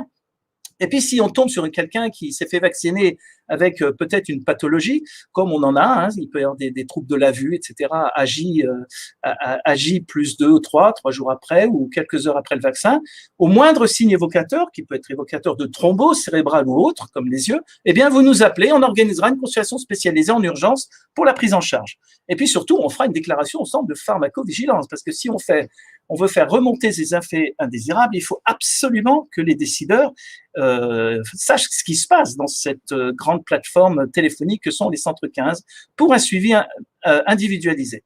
Et la proposition qu'on pourrait faire à tous les SAMU de France, c'est quoi? Plutôt que de mettre coronavirus, corovir, qui est donc un code OMS, eh bien rajouter 4 choses: coronavirus masque, coronavirus vaccin, coronavirus confinement, coronavirus traitement. Et ensuite, aux statisticiens d'étudier un petit peu les fiches. Mais voilà, c'est chose de très, très, très simple. Et donc, à condition qu'il y ait une unité de codage, évidemment indispensable de l'ensemble des régulateurs d'un seul centre 15, et pourquoi pas sur l'ensemble des centres 15, qu'ils soient hospitaliers, c'est-à-dire ceux qui s'occupent des SMUR, ou libéraux qui sont dans des urgences moins problématiques, ce qu'on appelle de niveau 3 ou 4. Mais il faut une directive pour cela, et qui va être hiérarchique. Si cette hiérarchie pense que c'est utile, et toute la problématique peut être là. On pourrait aboutir à des SMR, ou même plutôt un ASMR concernant les anciens médicaments, c'est-à-dire une amélioration du service médical rendu, parce qu'on pourrait tester le paracétamol versus un autre médicament, ou rien, pourquoi pas, et puis peut-être aboutir à des recommandations, alors qui pourraient pas forcément être adaptées dans le grade A, parce que même s'il y a une forte puissance, il faudrait des effets comparatifs randomisés, mais ça pourrait être un bon terrain de jeu, entre guillemets, pour nos statisticiens. Voilà, et puis cette avant-dernière diapositive, alors Vincent Pavant n'est pas trop peur, je ne vais pas faire des maths malgré ces petits signes qui sont en haut, mais c'est toujours dans l'optique de la balance bénéfice-risque. On observe, on écoute, on transmet, on écrit. Et voilà, donc on pourrait faire une étude grandeur nature dans tous les centres de 15 de France en rajoutant sur ce qu'on appelle le thésaurus, c'est-à-dire là où on code le thésaurus, quelques items, donc comme coronavirus masque, vaccin, confinement, traitement. Alors, ça prendrait sur les logiciels, bon, je crois que c'est les 3 plus fréquents, Exos, Centaure, Appli SAMU, dans tous les SAMU de France, on a à peu près les mêmes logiciels. Ça prendrait quelques minutes, allons, disons une heure pour un informaticien, de rajouter 4 lignes. Alors, le risque, il est 0 pour le patient, puisque rajouter une ligne informatique, ça, il risque rien. Pour l'informaticien, s'il fait de lui-même, peut-être qu'il a quelques risques, mais si la hiérarchie se décidait à lui dire qu'il peut le faire, peut-être qu'il risque rien non plus. Alors, le bénéfice, il est forcément supérieur à 1, puisque de toute façon, il y aura au moins une personne pour lesquelles il sera peut-être mieux s'il ne prend pas que du paracétamol, etc. Et la balance bénéfice-risque, et ça, j'apprendrai rien aux mathématiciens, c'est que c'est 1 sur 0, on est proche de l'infini. Alors, pourquoi ne pas le faire? On a dit que ça ne coûtait pas très cher. En plus, il pourrait y avoir beaucoup de thèses et de mémoires qui pourraient intéresser tous nos internes, et ça serait une vraie recherche de terrain qui est observationnelle dans un premier temps, mais qui mériterait ensuite d'être détaillée. Alors, Jean-Dominique, voilà, moi je m'adresse à toi, tu nous as fait une magnifique réunion publique du jeudi 15 avril. Alors, il faudra que tu nous en fasses une autre, mais peut-être en changeant finalement le titre, et que plutôt que d'appeler ça la corruption systémique et non pas systématique dans le domaine de la santé, pourquoi pas l'appeler finalement la soumission hiérarchique de la décision dans le domaine de la santé? Car qui va décider de rajouter des items dans un centre 15, dans un logiciel de SAMU? il va falloir s'asseoir à la hiérarchie avec tous les risques pour elle, de penser que, effectivement, les masques sont délétères chez l'enfant, peut-être chez les autres personnes à risque. Ah oui, les vaccins peut-être posent problème. Ah oui, peut-être que le Doliprane, c'est pas forcément le top, et que tout cela pourrait peut-être expliquer ces défauts de soins que nous a magnifiquement détaillé Emmanuel Darme. Voilà, je vous remercie, et si vous avez des questions, je suis prêt à vous y répondre. Alors moi, j'ai une question. Si j'ai bien compris, chaque fois qu'un médecin signale Corovir, c'est ça, sur un appel du SAMU, ça aboutit à une notification dans le réseau OSCUR, donc le réseau de comptabilité des appels au SAMU. C'est bien ça? Non, je ne crois pas du tout, puisque de toute façon, le SAMU, c'est la grande, j'allais dire la grande muette, la grande oubliée, parce que je pense que justement, on pourrait faire des choses comme ça. Non, on code, mais on ne sait absolument pas. Et d'ailleurs, 2 médecins régulateurs pour les mêmes patients, avec le même interrogatoire et le même cas, ne codera certainement pas de la même façon. Quelqu'un qui va faire un malaise suite à un vaccin, il y en a qui va mettre malaise, il y en a qui va mettre inconscience, il y en a qui va mettre coronavirus. Donc, de toute façon, le thésaurus actuel, dans tous les centres de régulation de centre 15, n'est absolument pas adapté pour faire des retours d'informations aux décideurs. Et c'est ça qui est dommage, parce qu'on aurait une mine d'informations et on n'aurait pas forcément besoin d'études randomisées qui coûtent très cher, qui prennent du temps. Et donc, voilà, ça serait simplement pour optimiser ce thésaurus. Moi, je suis très content que tu partages ça, Philippe, parce qu'en fait, c'est des éléments de réalité, des éléments de terrain, en fait. Et souvent, on est dans des chiffres, des courbes éthérées, et on se pose pas la question de d'où viennent les datas qui composent ces chiffres, qui composent ces nombres. Alors qu'en fait, c'est ça la source, c'est ça la réalité. C'est de quoi on parle, quoi, de quoi on parle réellement. Et en fait, il y a une invisibilisation progressive de tout plein de choses qui se passent dans la réalité des souffrances quotidiennes de nos concitoyens, qui simplement, puisqu'elles sont plus mesurées, en fait, n'existe plus, simplement, elle n'existe plus, quoi. Ouais. Oui, et puis il n'y a pas plus sourd finalement que celui qui ne veut pas entendre. Et si au fond on ne veut pas savoir les problèmes, à ce que tu dis, c'est un peu effrayant parce que quelqu'un qui fait un malaise après un vaccin, comme on en voit énormément, je ne sais pas si vous voyez dans votre pratique, mais moi je vois pratiquement plus de Covid. Par contre, des effets secondaires de vaccins, des morts, des infarctus, des AVC, des accidents, on en voit énormément. Et s'il n'y a pas de possibilité de les noter, c'est vraiment très compliqué. Et notre ami Vincent Reliquet faisait la semaine dernière une excellente conférence et où il expliquait que quand on va recueillir les effets secondaires d'un vaccin, on en tient une certaine quantité et que quand on attend plutôt qu'elles arrivent passivement, on en a une certaine quantité et quand on le fait activement, on en a entre 20 et 400 fois plus. Donc effectivement, Philippe, quand les informations arrivent et qu'on ne les notifie pas, on a une perte d'information. Mais j'ai un peu, sans faire de mauvais esprit, j'ai un peu envie de dire, oui, mais effectivement, il n'y a pas plus sûr que celui qui ne veut pas entendre. Et là, c'est du concret, comme dit Louis, et ce serait important d'avoir ces informations parce qu'on a une véritable vague d'effets secondaires de vaccination qui est très impressionnante. On en entend parler tous les jours, et ça, c'est peut-être quelque chose qu'il faudrait mettre en évidence. Alors, il y a ces effets secondaires autour de l'injection immunogène. Je vous invite à employer cette expression pour éviter que notre chaîne strike chaque fois qu'on va dire quelque chose. Vous savez aussi qu'il y a un enjeu très important autour de YouTube qui est la problématique des enfants et de la couverture qu'on met sur leur visage. Que dès qu'on parle de ça, en fait, on a un problème sur Internet et c'est censuré. Mais effectivement, il y a vraiment une difficulté à regarder en face ce qui se passe, et y compris pour les patients. C'est-à-dire, c'est pas seulement pour les soignants eux-mêmes, c'est que le patient qui fait quelque chose 10 jours après son injection immunogène ne fait pas de lien, en fait, et ne veut pas en faire. Donc, et ensuite, il y a la réalité de la difficulté qu'il y a à attribuer cet effet secondaire à l'injection immunogène. Parce que quelqu'un qui fait un accident vasculaire cérébral, qui a les artères très encrassées, là, il aurait pu le faire à n'importe quel moment. C'est un des risques qu'il peut avoir. Et ça veut dire qu'il faut réussir à comparer une cohorte de gens qui ont reçu l'injection immunogène versus une cohorte de gens qui ne l'ont pas reçue, et voir s'il y a une augmentation de l'incidence réellement. Mais ça prend du temps, ça prend de l'énergie, il faut des gens qui y travaillent. Alors voilà, ça c'est le premier point. C'est sur. Tu as parlé d'autre chose qui est intéressant, c'est de l'organisation des filières de soins. Ce qu'on appelle aussi les parcours patients dans le jargon technique, en fait. C'est d'essayer d'avoir une prise en charge optimale à toutes les étapes. Et ce dont on se rend compte, c'est qu'effectivement, il y a une sorte de travail en silo des différents agents du soin. Les réanimations travaillent sur les réanimations, optimisent la réanimation, les traitements de réanimation. Mais travailler sur l'aval, comment les gens y sortent, Travailler sur l'amont, comment les gens ils rentrent en réanimation et qu'est-ce qui se passe en amont. Bon, bah voilà. Les gens qui travaillent en service Covid, qui reçoivent des Covid, bah là, ils ont fait des hôpitaux de jour pour faire du Régénéron, pour faire du Banvalivumab, etc. Ils ont mis en place des choses, mais dans leur silo, en fait. Et jamais ils se disent, mais qu'est-ce qui pourrait se passer à la maison? Et donc, chacun travaille à son tout petit espace. Et il n'y a pas d'idée que peut-être si je travaillais vraiment au tout début, ça pourrait améliorer ce qui se passe à la fin. Alors ça, c'est vraiment du bon sens. Si vous avez un arrêt cardiaque dans l'hôpital, oui, vous pouvez optimiser la gestion de l'arrêt cardiaque. Mais vous pouvez vous poser la question, pourquoi y a-t-il eu un arrêt cardiaque? Et ça vous amène à dire, mais s'il se passe un arrêt cardiaque, en fait, c'est un défaut de qualité des soins en amont. Donc, si quelqu'un arrive en réanimation, c'est un défaut de qualité des soins en amont. Et donc, ça veut dire que vous devez travailler sur l'amont. On a essayé de travailler sur l'amont avec la Haute Autorité de Santé, avec les agences régionales de santé. Et donc, il y a eu des propositions de protocoles et de parcours patients pour que les gens soient optimum, pour que ça se passe bien, pour qu'il y ait une infirmière coordinatrice, pour que on monitore la saturation, pour qu'il y ait un médecin référent coordinateur. Parce que ça, on sait le faire. On le fait en post-op.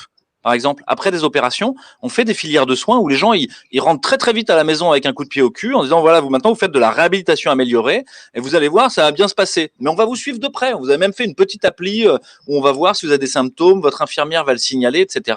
Il y aura toujours quelqu'un pour vous répondre et tout va bien se passer. Donc on sait le faire, mais on l'a pas fait. Et or, il y a un protocole HAS qui a été fait pour la prise en charge à domicile en ambulatoire. Il n'a jamais été utilisé. Il y a un protocole de prise en charge ambulatoire qui a été fait extrêmement bien par l'IHU et qui a été proposé dans une vidéo qui a été montrée par le professeur Mathieu Million. Et ils l'ont mis en place. Eux, ils l'ont fait pour de bon. C'est-à-dire qu'ils ont fait un hôpital de jour, ils ont consulté les gens, ils ont fait le test, ils ont regardé les facteurs de risque, etc. Ils ont prescrit des traitements, ils les ont fait revenir à la maison avec un suivi, un appel à J1, etc. Et je peux vous dire que juste le fait de faire ça, de prendre soin des gens, même indépendamment de quelconque molécule que vous faites, en fait, c'est déjà thérapeutique. Les gens, ils sortaient de l'IHU, enfin, ils rentraient dans l'IHU, ils étaient verdâtres, tout gris, l'impression qu'ils allaient mourir, ils avaient regardé BFM. Ils sortaient, ils avaient eu aucun traitement, juste quelqu'un s'était occupé d'eux. Ben, ils ressortaient debout, droit comme des i, et fiers comme Artaban, en disant, bon, bah ouais, je vais survivre, bien sûr. Et ils survivent. Donc, on a de la chance. Là, juste une dernière chose, après, je vous lâche la parole. Mais ça fait que 6 mois qu'on le dit. Mais la Haute Autorité de Santé a dit, la Direction Générale de la Santé même, nous a fait passer une circulaire il y a 10 jours en disant, ah oui, effectivement, monitorer la saturation pulsatile, enfin l'oxymétrie de pouls, hein, donc le petit machin au bout du doigt pour avoir la quantité d'oxygène dans le sang, c'est utile et intéressant. Oui, il faudrait quand même le faire. On vous donne des recommandations pour le faire. Donc, Bien. tout arrive. Patient, quoi. Hein, tout arrive. Oui, bien, bien. Oui, tu as tout à fait raison. Bien. Vincent va nous quitter, donc je reprends la présentation. Jean-Dominique, est-ce que tu veux nous faire un retour des questions et des remarques des gens qui nous écoutent, s'il te plaît? Très volontiers. Beaucoup de réactions autour du masque, évidemment. Quelle tristesse de voir ce qu'on fait subir aux personnes âgées et aux enfants. Et que dire des nourrissons qui ont eu pour première image de leurs parents des gens masqués. Ça, je dois dire que c'est aussi un peu ma limite émotionnelle. Je peux parler de plein de choses, mais quand on arrive là, je trouve que vraiment on tombe dans la barbarie. Un témoignage aujourd'hui en classe, une élève s'est plainte de mal de tête. La maîtresse a proposé de téléphoner à ses parents sans même lui proposer d'enlever son masque.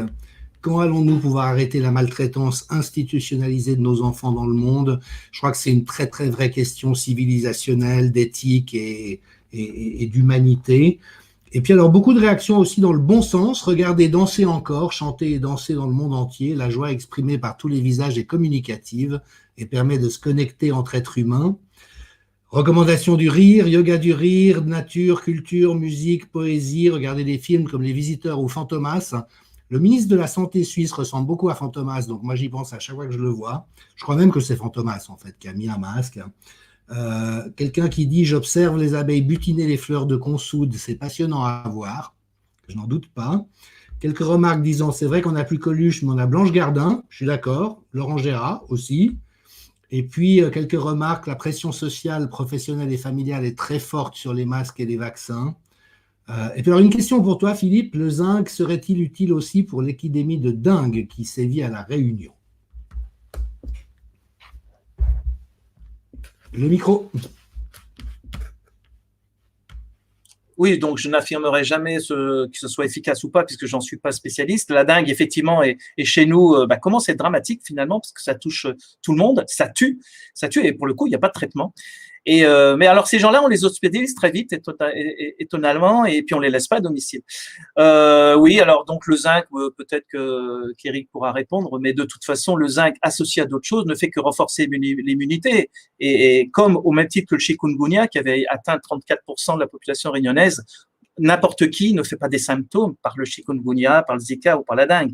Tout dépend de sa propre immunité. Et cette propre immunité, tu l'as bien dit, Eric, elle dépend de son alimentation, de ses activités sportives, de son hygiène de vie et pourquoi pas de l'humour et de tout ce qui peut être associé avec.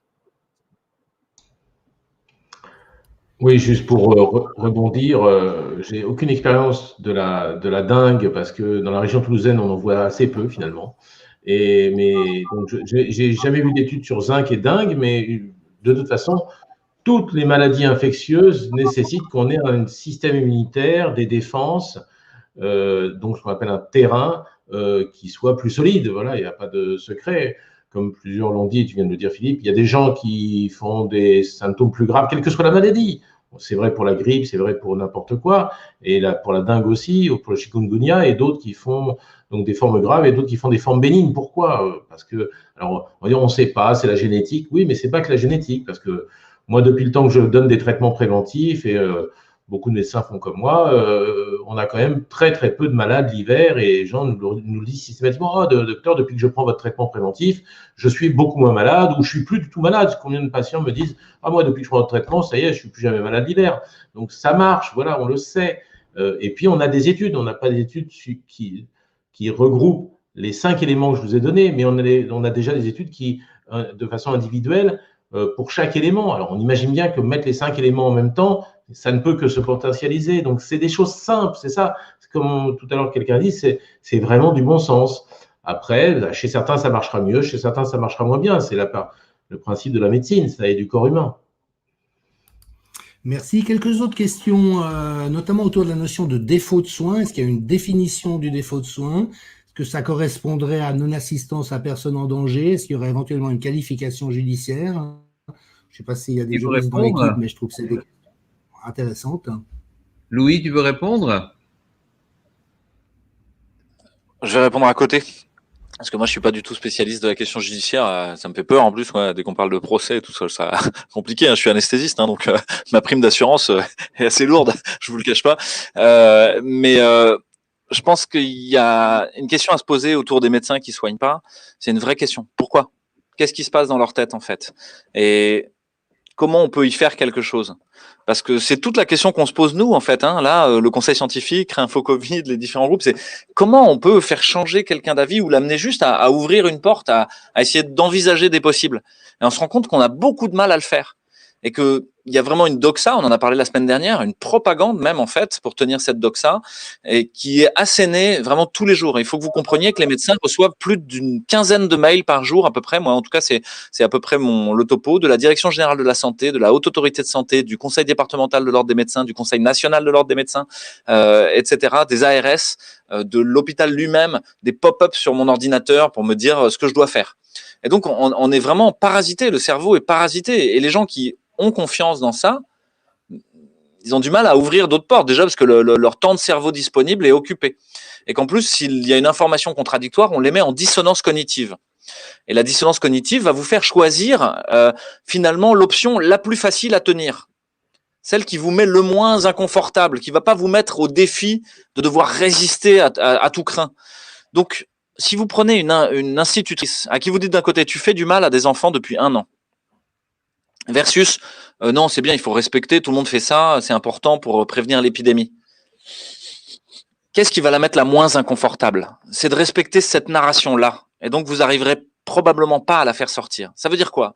Ça veut dire que un des enjeux pour ceux qui nous écoutent, c'est probablement même pas d'essayer de convaincre qui que ce soit, ni de les faire changer d'avis. C'est essayer de souffler sur les braises de ceux qui ont un doute, de les rassembler et de dire qu'est-ce qu'on peut faire maintenant? Ok, on va travailler sur l'information, on va essayer de parler aux gens, on va faire des actions judiciaires pour les faire, pour effectivement que justice soit rendue en son temps. Très bien, il faut le faire, il faut rien lâcher de ça. Moi, je suis entièrement d'accord avec ça. Mais là, tout de suite, qu'est-ce qui est important pour vous? Si c'est de prendre soin de votre enfant, sortez-le de cette école si la discussion est impossible. C'est tout. Et faites une école alternative avec d'autres parents qui sont d'accord pour le faire autrement. Si vos ados sont malades et pas bien, sortez-les, faites-les sortir de l'école et faites votre école à vous, vous allez voir, vous allez mieux bosser même, vous aurez un meilleur bac, vous serez moins en tension, vous pourrez voir quand même vos amis autrement. Si c'est un médecin qui veut pas discuter avec vous de la prescription d'un traitement alors que vous êtes malade, là c'est encore plus facile, changez de médecin. Et vous allez en trouver, il y en a plein des médecins qui ont un doute. Juste dans InfoCovid, il y en a plus de 1800. Donc, et là, je parle que d'une association, enfin d'un collectif. Il y a tout plein d'autres collectifs, quoi. Renseignez-vous, coordonnez-vous, organisez-vous et faites ce qu'il faut pour survenir à vos besoins immédiats, avant même de vouloir faire changer d'avis quelqu'un. Parce que vous considérez qu'ils sont presque malades, en fait. Il va falloir les accompagner dans leur guérison. C'est la seule chose que vous pouvez faire. Oui. Alors, Jean-Dominique, puisque nous approchons de la fin, est-ce que tu as encore d'autres questions importantes que tu voudrais nous soumettre avant qu'on fasse un tour de conclusion?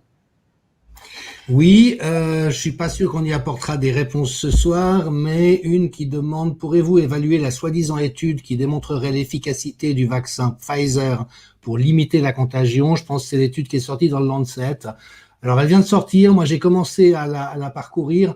La première chose que je regarde, c'est les liens d'intérêt. Il y a 8 auteurs sur 16 qui sont actionnaires de Pfizer. Ça ne veut pas dire qu'elle est mal faite. Il ne faut pas sauter aux conclusions, mais enfin, ça peut peut-être éventuellement orienter. Et puis rappeler que celle qui était parue de Pollack dans le New England Journal of Medicine, alors elle, je l'avais débunkée en profondeur, le protocole a été changé en cours de route pour pouvoir obtenir le fameux 95% d'efficacité. Si on restait dans le protocole de départ, on était à 70%. Et comme Doshi l'a montré dans le BMJ, dès lors qu'il y avait des patients dont on ne savait pas s'ils étaient positifs ou pas, on est en fait à un taux beaucoup plus faible. Et c'est impressionnant de voir à quel point la doxa, mais y compris des professeurs de médecine soi-disant illustres, restent braqués sur ce 95%, alors qu'on sait que c'est pas 95%.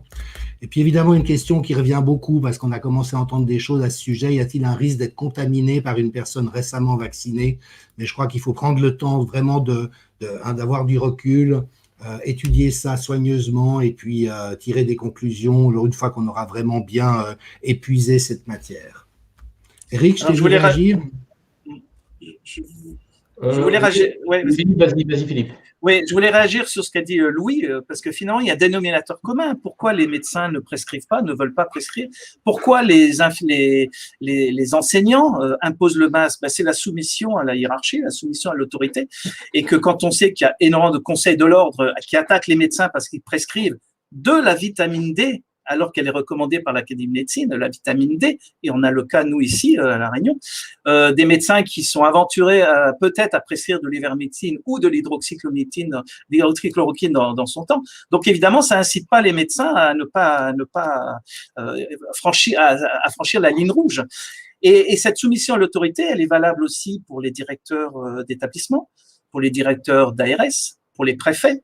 Tout ça, finalement, la problématique, c'était la conclusion, et c'est pour ça que Jean-Dominique, peut-être qu'un jour tu nous feras un topo là-dessus, c'est comment lutter contre cette soumission à l'autorité, contre cette soumission à la hiérarchie. C'est clair qu'on a depuis 30 ans sélectionné dans les études de médecine des étudiants à qui on a dit qu'il fallait absolument respecter l'évidence-base médecine.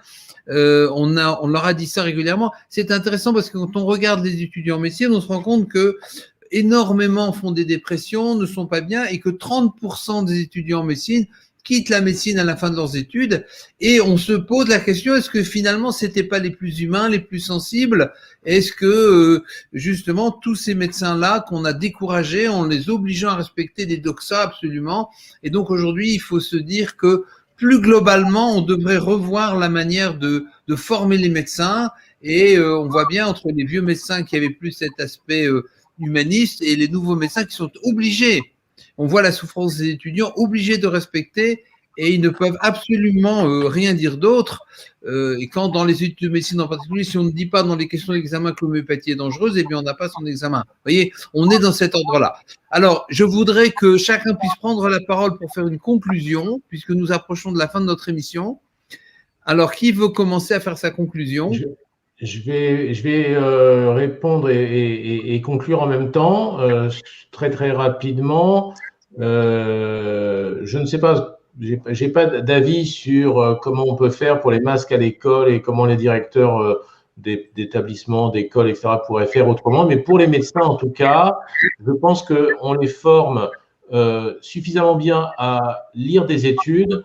Donc, s'il vous plaît, ce serait bien qu'au lieu d'attendre les recommandations d'éventuels experts, les médecins puissent vraiment s'informer comme on le fait, parce que finalement, les études existent et je pense qu'on ne prend aucun risque à prescrire de la vitamine D, du zinc, etc. Donc, je crois qu'il faut que le médecin se libère un petit peu du carcan. Ensuite, pour rebondir sur les deux questions de Jean-Dominique, non, les gens qui se font vacciner ne sont pas plus contagieux. Ils peuvent avoir des tests PCR positifs, ce qui ne veut pas dire qu'ils sont contagieux, puisqu'il y a beaucoup de faux positifs dans les PCR. Je crois il y a suffisamment de problèmes avec ces thérapies immunitaires pour ne pas en rajouter comme ça. Et sinon, pour l'étude du Lancet, alors je pense que Hélène n'en dira pas un mot parce qu'elle connaît ça beaucoup mieux que moi, mais je veux rappeler que dans le dossier d'AMM, c'est-à-dire le dossier que le laboratoire a donné à l'agence du médicament pour avoir une autorisation de mise sur le marché, en l'occurrence conditionnelle, il est écrit clairement que le vaccin ne protège pas de la contagiosité. C'est dit, depuis on essaie de faire des études pour aller à l'envers, pour essayer de dire, oh là là, on a mis ça, on se fait taper dessus, les gens sont... Moi, je vais vous donner juste un seul exemple, ça sera la conclusion. J'ai un couple de patients qui se sont fait vacciner. Le monsieur, 3 semaines après, fait un problème cardiovasculaire. Y a-t-il un lien, pas un lien? On ne sait pas. Il doit être hospitalisé. Il est vacciné, sa femme est vaccinée, elle n'a pas le droit de venir le voir. À quoi sert le vaccin? Vous comprenez? C'est-à-dire que l'hôpital sait très bien que quelqu'un qui est vacciné ne doit pas aller voir un patient qui lui-même est vacciné parce que le risque n'a pas été réduit. C'est quand même incroyable. Si vous vous rendez compte, les gens se vaccinent et ils sont toujours dans le même carcan administratif. Et ce pauvre patient est tout seul à l'hôpital et sa femme ne peut même pas lui apporter ses affaires, son pyjama, etc. C'est absolument délirant. Et les gens continuent à se vacciner pensant demain être libres. Ils ne le seront pas.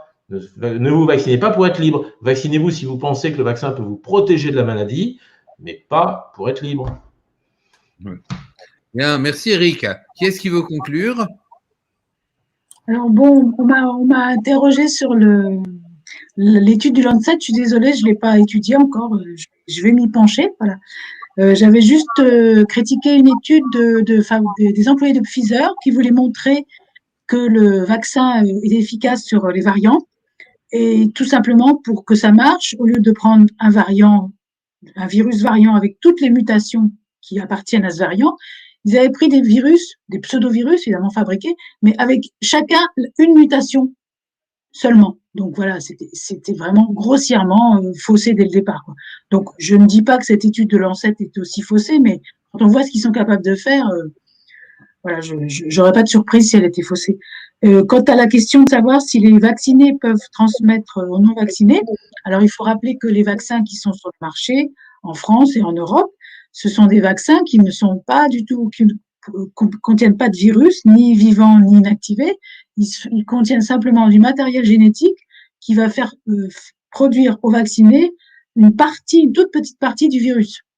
Donc, a priori, on voit mal comment la personne qui a reçu l'injection immunogène pourrait transmettre le virus à quelqu'un d'autre, sauf si, évidemment, par manque d'efficacité du vaccin, elle attrape la Covid et ensuite elle transmet la Covid à quelqu'un qu'elle côtoie. Voilà. Je peux dire pour l'instant. Après, ça peut changer. Hein. Voilà.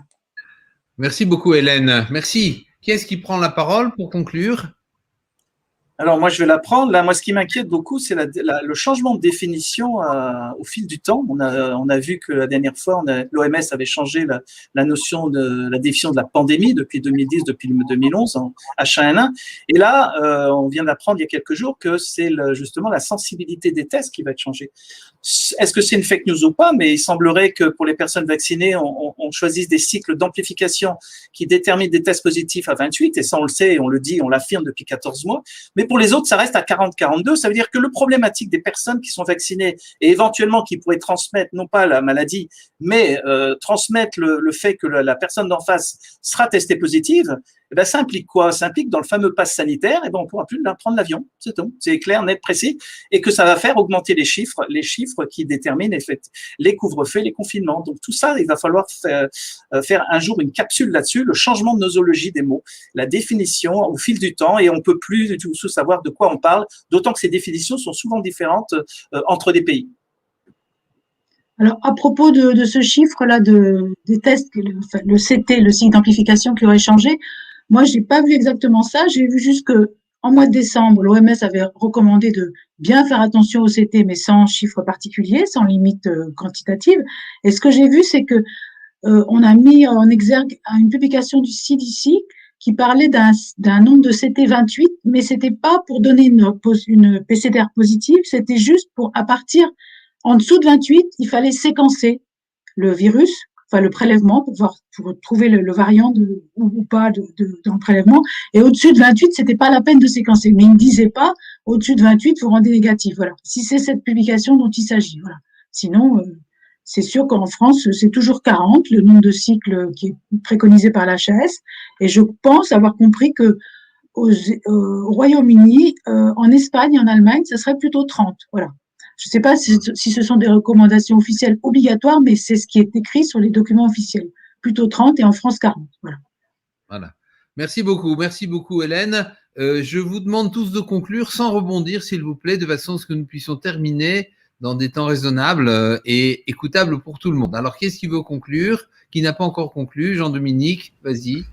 Très volontiers, avec un commentaire de Fabrice qui me convient bien. Il faut être un mélange de punk et de bouddhiste pour combattre la soumission, comme dans le tai chi. J'ai plus tout à fait assez de cheveux pour faire un iroquois, mais dans le principe, je trouve que c'est assez juste. Moi, je vais conclure, si vous me permettez. Je vais conclure notamment sur, comme on l'a vu ce soir, il y a des alternatives au niveau des traitements par rapport à cette histoire de Covid. Par rapport aux enfants, il y a aussi des alternatives. Comme Louis l'a évoqué, il y a la possibilité de créer des écoles. Pourquoi pas aussi demain créer des restaurants, on va dire, plus citoyens, avec par exemple un autre type de monnaie que l'euro. Un autre système en tout cas. Et je pense que le monde de demain, il sera forcément, il y aura finalement une scission finalement peut-être, et je l'espère pas, mais en tout cas entre les personnes qui voudront rester dans leur zone de confort et les personnes qui veulent autre chose. Voilà. Et je vais conclure sur ça. Oui, ma petite conclusion, donc joie et bonheur, et puis continuons à chanter et à danser tous les dimanches notamment. Ouais, merci Emmanuel de parler de ça. Je pense que vraiment notre système est malade très profondément. À chaque fois, on s'étonne que les médecins finalement soient devenus complètement soumis et finalement puissent être remplacés par des robots, puisqu'ils sont dans un algorithme. La médecine pour eux n'est plus un art, mais simplement un algorithme dans lequel on incrémente des datas, en plus qui sont contradictoires, dans lequel l'algorithme est faux, les fait partir n'importe où et ils sont plus vraiment capables pour un grand nombre d'entre eux, et notamment les plus jeunes, de critiquer ça, parce qu'ils n'ont pas forcément le background nécessaire. L'école est malade, la démocratie est malade, notre système économique est malade. Bon, bah ok, ça y est, hein, c'est à nous de guérir tout ça et de reconstruire autre chose. Donc c'est un programme extrêmement ambitieux et intéressant, qui est presque comme un défi, quoi. Pour moi, c'est assez joyeux, parce que il y a plein de gens, ils savent pas de quoi remplir leur vie. Ils se demandent un peu, quoi. Le soir, ils se disent, tiens, qu'est-ce que je ferais, quoi. Ils se demandent leur loisir, quelle chose je vais acheter, etc. Voilà, on a plus qu'à refaire des écoles, refaire une médecine différente, refaire une démocratie différente, refaire une finance différente et un système monétaire différent, refaire une science différente. Eh ben, allons-y. Merci beaucoup Louis pour cette conclusion. Je voudrais citer une petite anecdote avant de conclure, c'est cette véritable épidémie de crayons qui tombent à l'école. Vous savez, les enfants qui ont du mal à respirer, ils ont compris que quand ils tombent, quand leurs crayons tombent, ils peuvent se pencher, enlever leur masque une seconde pour prendre 2-3 inspirations. Donc il y a même des enfants jeunes qui me racontent qu'en permanence, il y a 3-4 enfants qui laissent tomber leurs crayons, qui sont sous les tables. Je trouve ça très imaginatif, mais en même temps absolument terrible. Effectivement, nous allons conclure et terminer cette réunion. Nous sommes confrontés justement à un défi de la conscience. On ne sortira pas de cette prise de sens, d'une imagination, sans une vision différente du monde. Et nous espérons que ce conseil scientifique indépendant, c'est-à-dire sans aucun conflit d'intérêt, peut contribuer à vous aider à cette nouvelle vision. Donc, nous vous disons au revoir tous et à la prochaine fois. Au revoir, merci. Merci, au revoir.